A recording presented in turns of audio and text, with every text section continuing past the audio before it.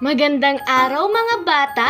Ngayon, tayo ay magbabasa ng kwento. Pero bago ang lahat, may mga katanungan muna si teacher.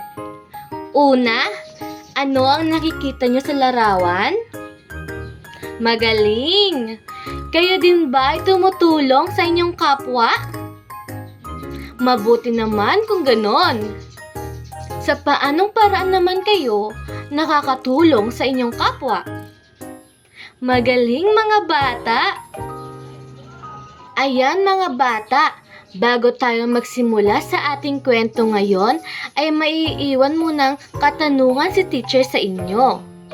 Sino ang tumulong sa pamilya Smith? At ano ang kanilang ibinigay? Ayan mga bata, makinig kayo ng mabuti kay teacher para may maisagot kayo sa aking mga tanong. Naintindihan ba mga bata? Ayan, bago tayo magsimula, tayo ay may mga bubuksan na mga salitang balakid o may hirap na salita.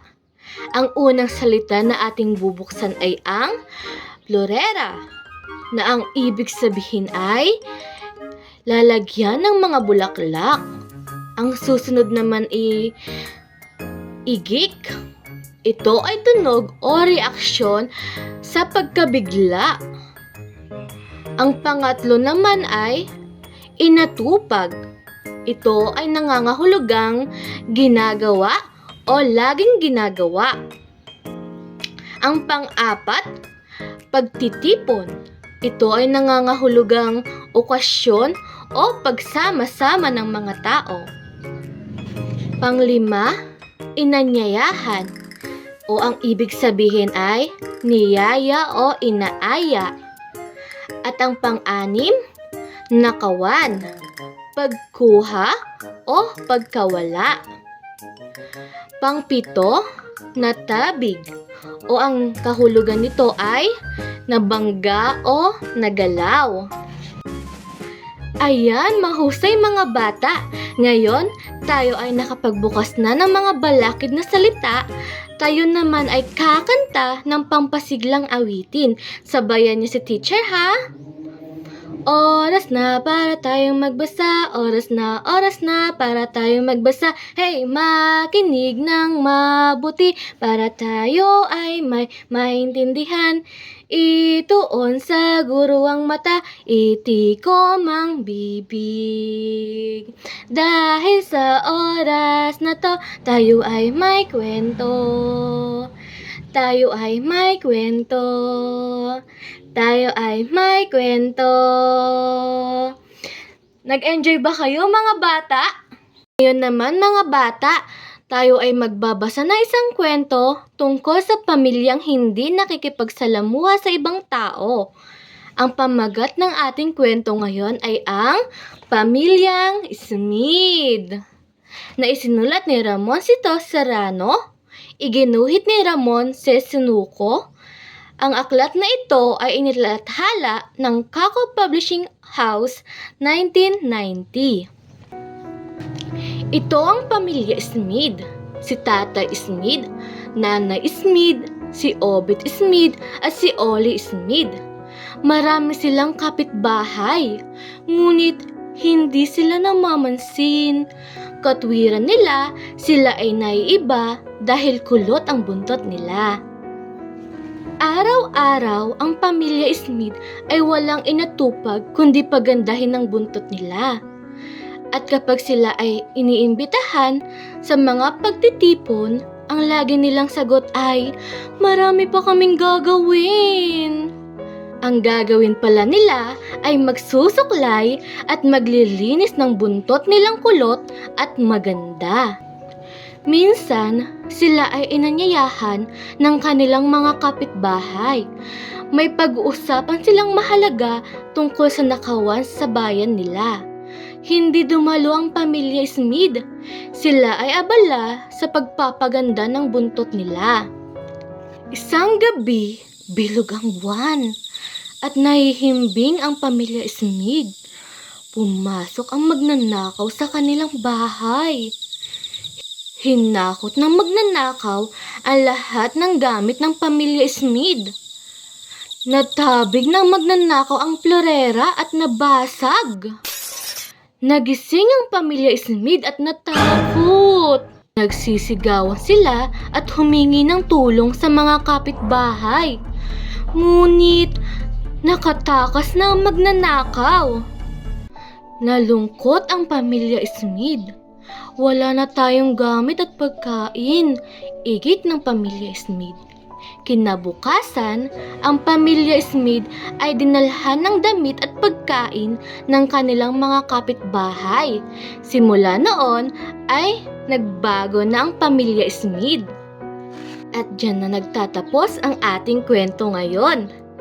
Ayan mga bata, ngayon naman ay may mga inihanda si teacher na mga katanungan. Handa na ba kayo?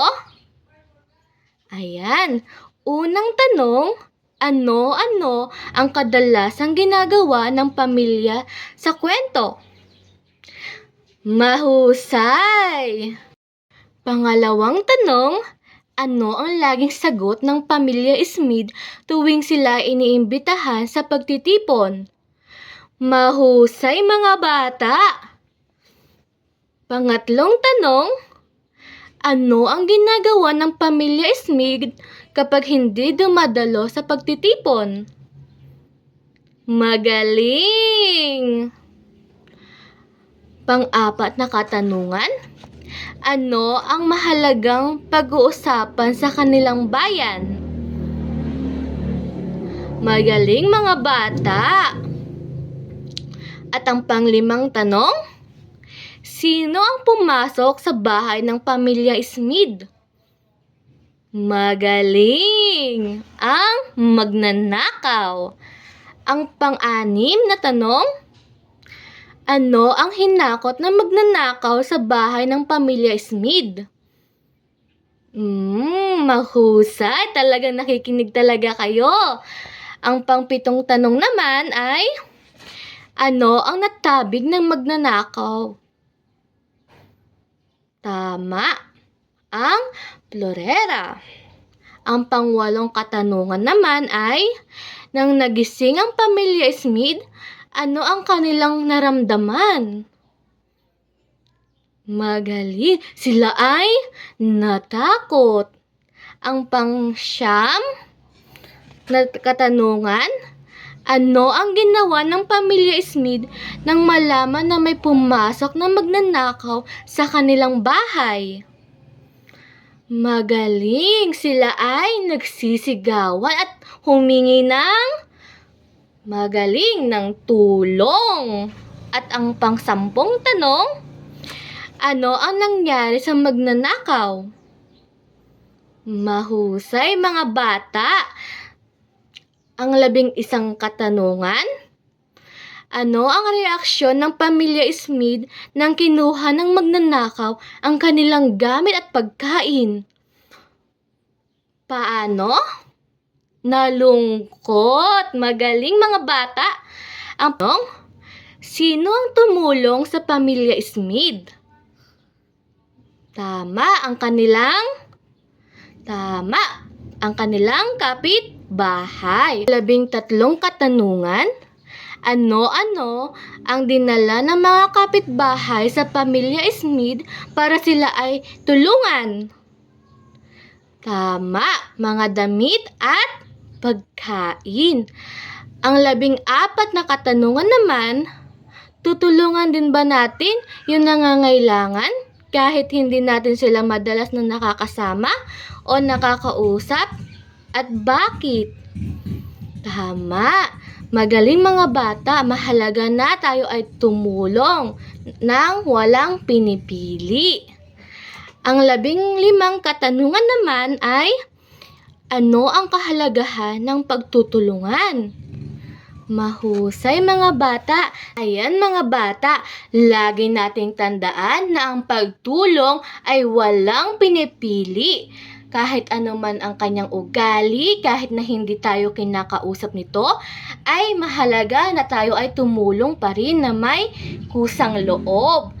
Na kapag tayo ay tumutulong, ay mas lalo din tayong pinagpapala ng ating Panginoong Diyos. Kaya naman, mas piliin natin lagi na tayo ay tumulong sa ating kapwa. Ngayon naman mga bata, tayo ay may aktibidad. Bibigyan ko kayo ng inyong sasagutan.